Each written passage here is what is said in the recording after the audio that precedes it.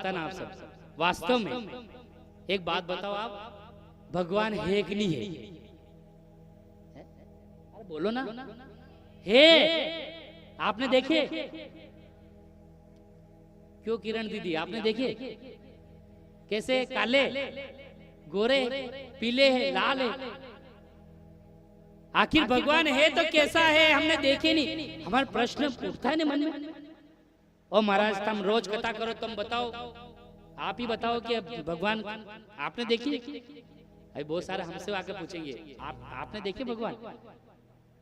एक बात बताओ, आपने हवा देखी?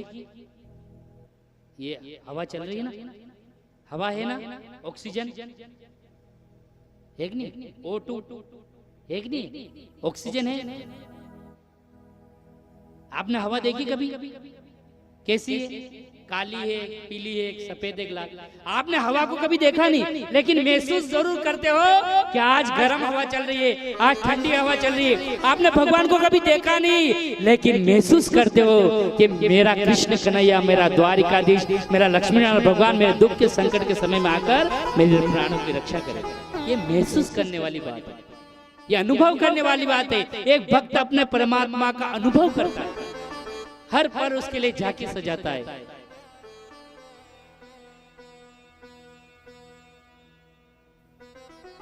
हमारे जितेंद्र भैया के घर में 5-5 लड्डू गोपाल और एक हमारे चले गए, और तन्मय से उसकी सेवा करते हैं। ये तक सुना कि माताजी को 3 भी बज जाती कई बार। तो क्यों कर रहे भाई? क्या पित्तल की मूर्ति को उसको सजाने के लिए? एक बार विवेकानंद जी एक राजा के पास में गए जिसका नाम था मंगल सिंह। उसने सब मंदिरों के पट बंद करवा दिए। तो विवेकानंद जी ने जाकर कहा कि महाराज, मंदिर के पट खोल दो, सभी भक्त दर्शन करना चाहते हैं। तो उस राजा ने कहा कि क्या होता है इस पित्तल की मूर्त को पूजने से, इस पत्थर की मूर्त पूजने से, इस मिट्टी की मूर्त को पूजने से क्या हो जाएगा? इससे क्या होगा? इससे इतने में राजा के पिताजी की तस्वीर लगी हुई थी पास में। विवेकानंद जी ने कहा, ये तस्वीर किसकी है राजा? उन्होंने कहा कि हमारे पिताजी की। विवेकानंद जी ने कहा, मैं इनके ऊपर थूक सकता हूं? क्या कहा? क्या मैं इनके ऊपर थूक सकता हूं? राजा ने कहा, मेरे पिताजी के ऊपर थूकोगे? विवेकानंद जी ने बड़ा प्यारा जवाब दिया। विवेकानंद जी का ये कोई हाड़ मांस का बना हुआ नहीं है, ये तो चित्र है, एक तस्वीर है। ये आपके पिताजी थोड़ी वास्तव में, ये तस्वीर है।